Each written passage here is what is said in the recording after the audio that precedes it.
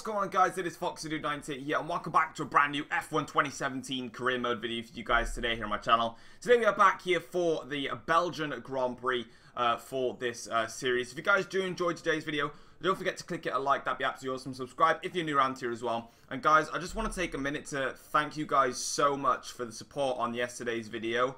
I believe it has 1,600 views, like 49 likes, and I've gained like 50 subscribers in one night. And honestly, that is one of the best successful parts of YouTube ever. I've never gained so many subs that quickly, and only yeah, that's one of my most successful days of YouTube ever. So to all you guys that have subscribed to this channel and to all you guys that have come and watched my videos, thank you so much. It means so much, and it's an amazing achievement to have gained so much in so little time, really, in one day. But anyway, then we're going to be here for the Belgian Grand Prix, and as you can see, like I said that I would do, I'm going through and I'm changing my setup, going through and working on it. So if you guys would like to use my setup for the Belgian Grand Prix, feel free to do so. You don't have to, obviously. It's completely up to you. But this is the setup that I did run in the Belgian Grand Prix, and you guys wanted me to show them, so I did there. So there you guys go. But anyway, we're here for the track acclimatization test, and we're going to be putting in some old power units in this Ferrari engine as well, in this Ferrari car, and are coming across the line now to open up the DRS to cross the line here, and we're going to go and set a perfect time. And I'm going to go through and try and explain how to do everything else here in the tyre wear test. We are in the purple, and for you guys that are wondering how to complete the tyre wear test, feel free to run in rich mixture on the straights in order to try and help your delta time. In terms of the corners, don't turn into the corners too much. Be very, very gentle with it. Lift off the throttle a little bit, and potentially even take some higher gears into the corners as well. If you take some higher gears into the corner, you're going to limit your wheel spin on the exit of your corners, and that's going to stabilize your rear traction. That's going to help with the rear tires in terms of the savings, so be careful on that one, and you should be just fine. And you also use lean mixture for some of the corners as well. That's going to also limit the wheel spin and traction, and you're going to have a lot more stable car. And then if you're down on your delta time, chuck it into standard for some of the corners that are high speed, and then also rich revs on the straight, so you'll be just fine. And as you can see there, we completed the fuel saving, and I believe we completed, I think it was the qualifying simulation run.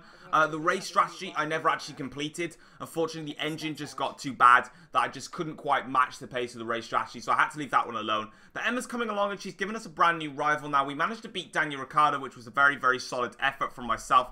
Now we are going to be moving on to Max Verstappen, the other Red Bull driver here for today. As we can see, we're in the Ferrari motorhome, and the session goals then is to qualify third or higher and beat Max Verstappen here for this Belgian Grand Prix, and we can then get cracking with this race. We're going to get on with it right now, and I'm actually recording this video during the Italian Grand Prix qualifying. So if you guys have watched qualifying, let me know your thoughts of it. I'm currently we're recording this during the red flag. So if you haven't watched it, there was a red flag. I'm sorry, I've just spoiled it, but there's a red flag in quali, and since it says the session will be restarted in, or a restart timer, it's about 15 minutes of further delays. I thought, well, this video is like 20 minutes, so I'll just go ahead and do this, and yeah, that's how to save my time. But anyway, we've got a problem here, and the gearbox has passed the 50% wear mark, and that does mean that the gearbox is going to start failing. And I did actually have a gearbox failure during practice when I was doing the race strategy, and you can see that I'm going around and I'm really starting to debate now, should I take a gearbox penalty for the Belgian Grand Prix, or should I risk it? And I decided there's no point in me risking it. I am going to take a gearbox penalty for the Belgian Grand Prix. I felt like if I'm going to take a penalty, Belgium is one of the best tracks to do it at, because it's one of the longest tracks on the calendar, and also it is one of the easiest to overtake around. So I felt like this is the best place to take this gearbox penalty. So we are going to be having a 5-place grid penalty, but across the line in Q1, we actually going to set the fastest lap time for 45.2. That is quickly beaten by many others, but again, like I said, the qualifying, the AIs are extremely overpowered. So there are two ways to try and beat the AIs in qualifying. First of all, go out at the very end of the session in your full qualifying. So like I am now, you can see qualifying is already complete here, and I'm going out at the very end of the session. Qualifying is already complete, so as soon as I come across the line, that's it. Qualifying is over, and as you can see here, coming towards the line now, we set a 44.2, which I believe was P5. I might be a bit wrong. It's actually P2. Wow, that's way further than I thought. So there you go, guys. That just shows right there that no one could go and set a crazy lap behind me because qualifying had ended. So try and be the last man to cross the line in qualifying, and that will really help you out. And then the final thing is if you feel that it is still too difficult for you, change the qualifying situation so that it is a short qualifying, which means that you'll then only be doing 2 runs rather than the standard Q1, Q2, Q3, and that will sort of downgrade the AI's OP stuff. So try those 2 tactics if you really are struggling qualifying, so I know some people are. Moving on then into Q3, and Bottas is currently on pole. We're now making our charge towards the start-finish line here, and we come across the line to set a 44.2 once again, and that is yet again going to give us 2nd place. So it is going to be a front row start for the Belgian Grand Prix, but with the gearbox penalty, we are going to drop down to P7, and as you can see there, we were so close to Valtteri's time. We were 3/100ths shy of our first pole position for Ferrari, but Vettel having a shocking qualifying all the way down in P8 there, 4/10 or half a second behind Valtteri Bottas, and we'll be starting just alongside him. We'll be dropping down to P7 with the gearbox change, but with me doing the qualifying sessions, it does mean that we beat Vettel and we beat the team's objectives, which means that we are going to improve in the team, because it's very hard to be at the top in Ferrari, because you can see the team approval there. Half of it is practically red, and then the other half is practically green, and there's tiny little margin in the purple, so you've really got to be some tough objectives for Ferrari. But we're going to listen to the session objectives then for the race. We wanted to finish in 3rd, beat Max Verstappen and place 9th in the championship. Let's get into the race. Anthony Davidson is alongside me in the commentary box to take you through all the action today.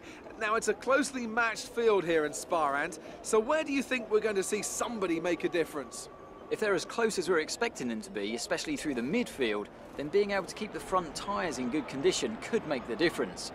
You always lose a chunk of downforce at the front when you're in the turbulent air of another car, which tends to cause understeer, which in turn causes front tyre degradation. Now, too much damage there could force an early pit stop and put you at a slight disadvantage, so the drivers will want to be careful not to be too aggressive early on in the Grand Prix.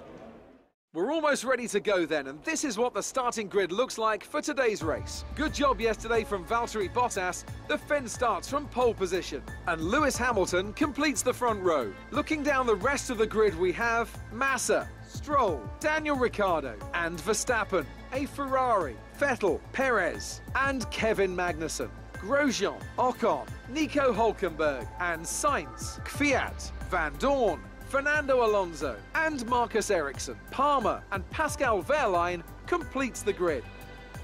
And now it's time to head down to the track.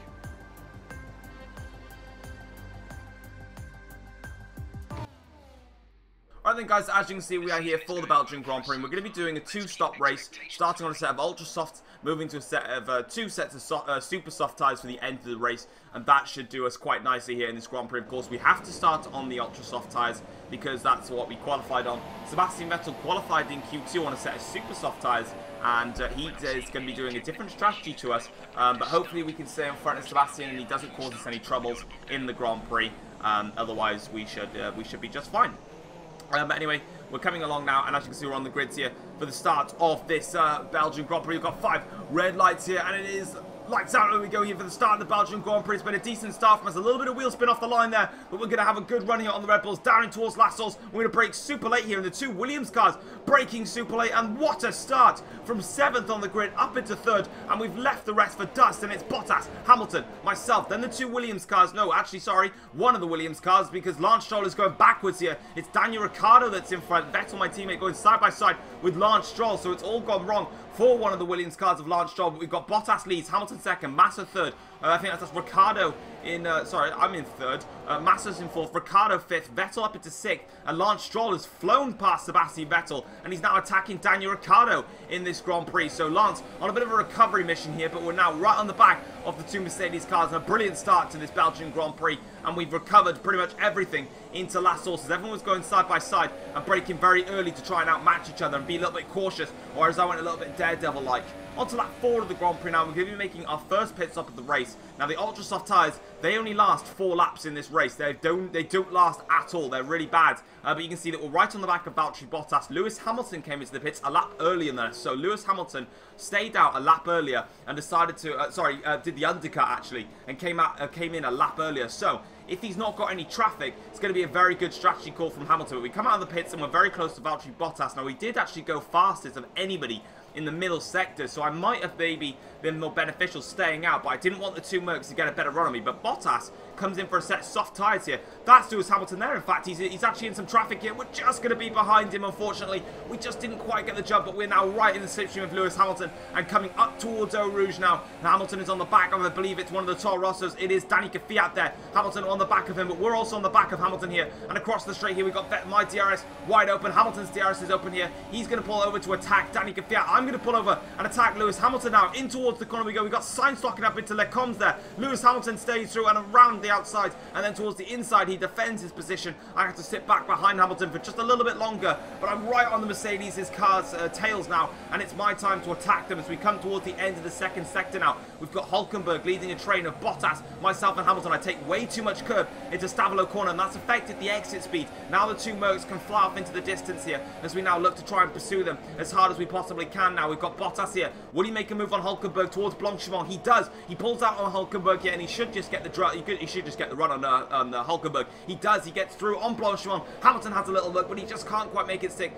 Bottas is through on Hülkenberg, and we're coming towards this braking zone. We've missed our braking point here, and I nearly went into the back of Hamilton here. And this time now, I decided to set myself up. I locked up the brakes, and I went way too deep into the corner, and had to try and dive Hamilton basically. I took a very wide line on the exit of the bus stop, and that's given me so much more speed onto the straight. Down into last source we go, and we've overtaken Lewis Hamilton. So what turned into a bit of a mistake in me nearly going straight into the side of Lewis Hamilton, yeah, we decided that was not going to happen, and we're in front of Lewis now, up towards Eau Rouge, and now we're going to make our attack on Hülkenberg as we come out of Eau Rouge onto the Kemmel straight now. We're going to open up the DRS here, and once again Hülkenberg is going to have a very unsettling sight when he sees a Ferrari and a Mercedes absolutely fly past him here. But down the inside in towards Lecombe, you can see that we get the move done there into the helicopter cam, and Lewis Hamilton is stuck behind him for just a little bit longer there as we now get to continue onwards, and that is all of us safely through after a bit of an energetic pit stop phase.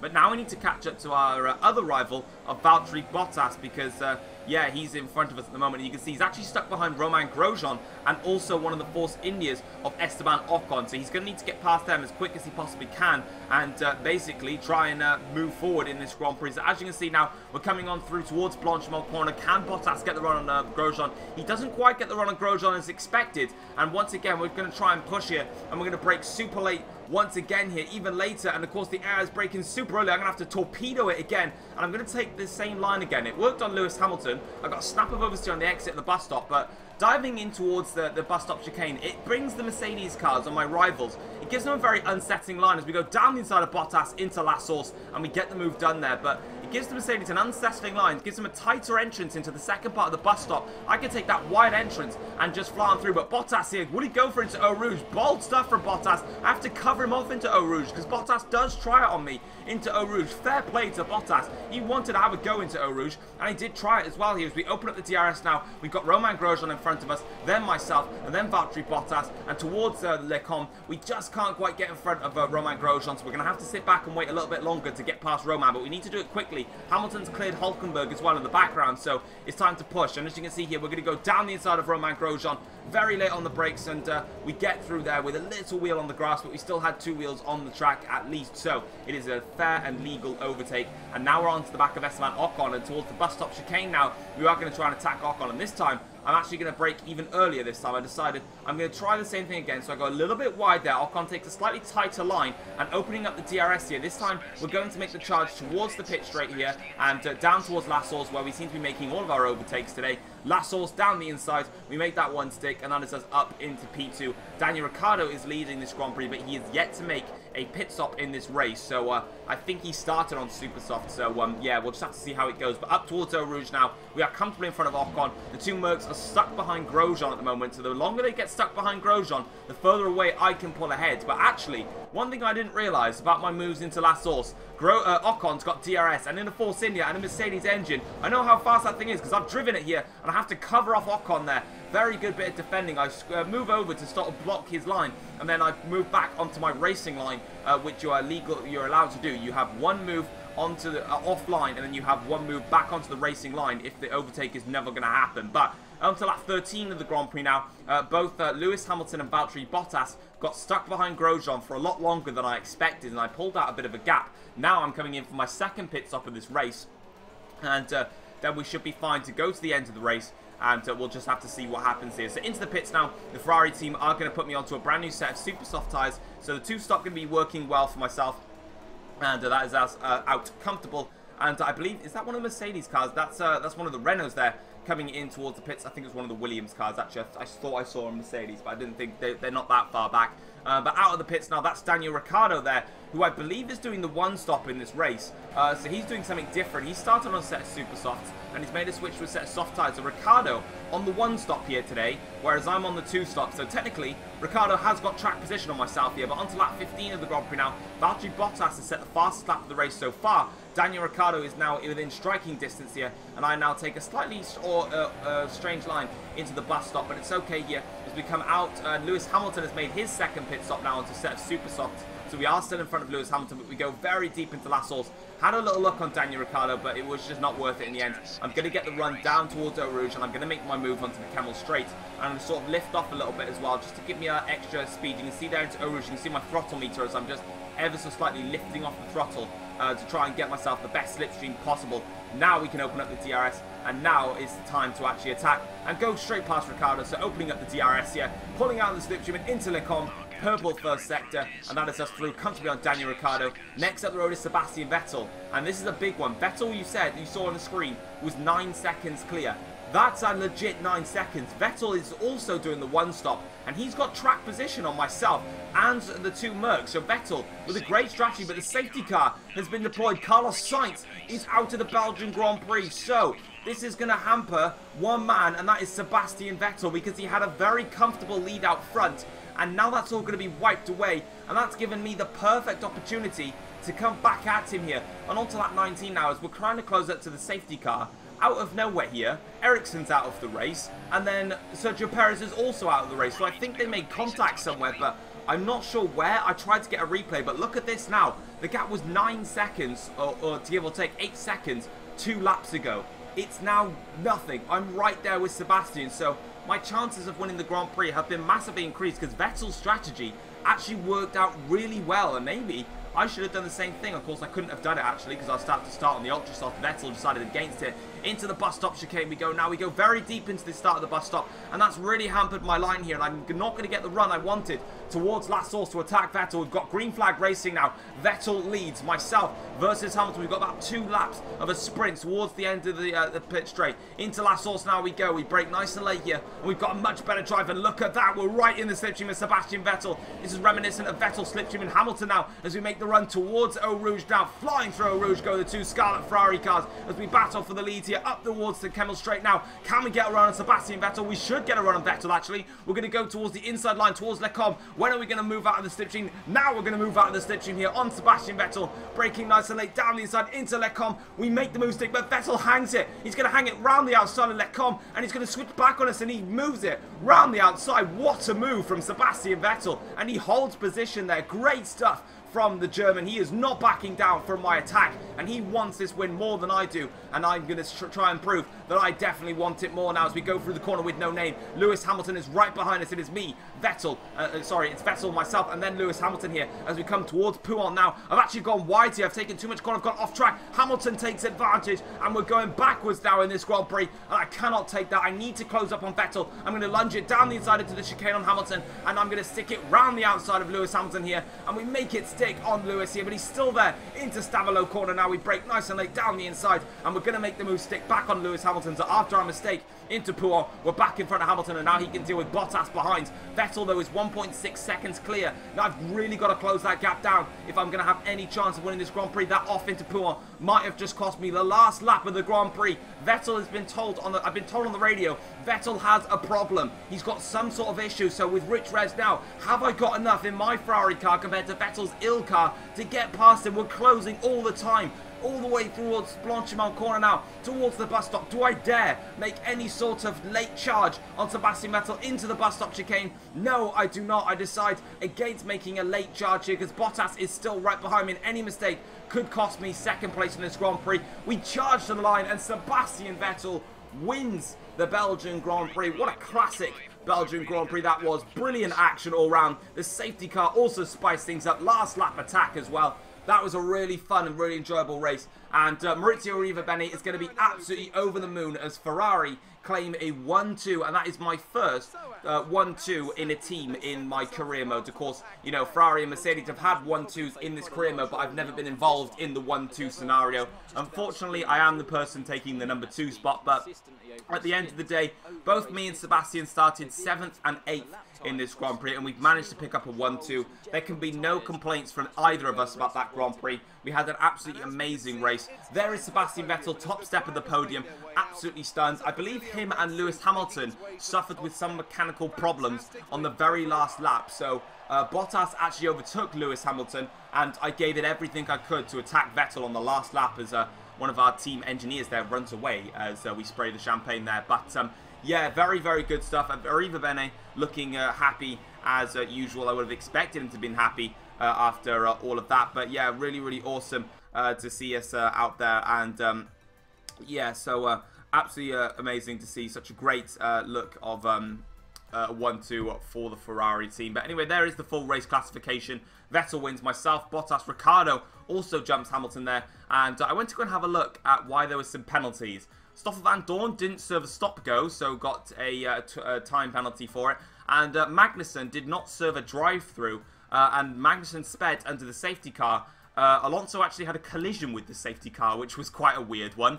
But yeah, into the driver's standings we go then. Sebastian Vettel now takes the lead in the championship from myself. We were tied at the Hungarian Grand Prix, but I believe we were tied on points, but I had more race wins. But Vettel now has a clear 7-point lead. The gap between myself and Mercedes now is 12 points in the championship after Ferrari, with the 1-2 result today, have actually overtaken Mercedes in the Constructors' Championship. So that's absolutely awesome. So yeah, that is awesome to see, and I'm really happy that we've managed to pick up a great race win for the team, and also a brilliant 1-2. But guys, that is going to be it for the Belgian Grand Prix. It's been a very, very classic and entertaining race. I thought it was anyway. You guys may have a different opinion, but guys, that is going to be it. We're picking up the resource points now for the team here. 224 resource points. In the rivalry of Verstappen, we go very, very far in front, and as you can see, the reputation with all the teams does increase, mostly with Mercedes, I do believe, as they've now overtaken Sauber. But guys, that's going to wrap it up for today's video. If you guys have enjoyed it, drop it a like,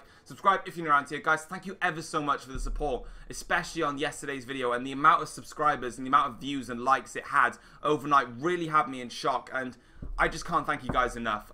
You guys are absolute legends, and I really love every single one of you, however you want to say that. But yeah, take care guys, peace.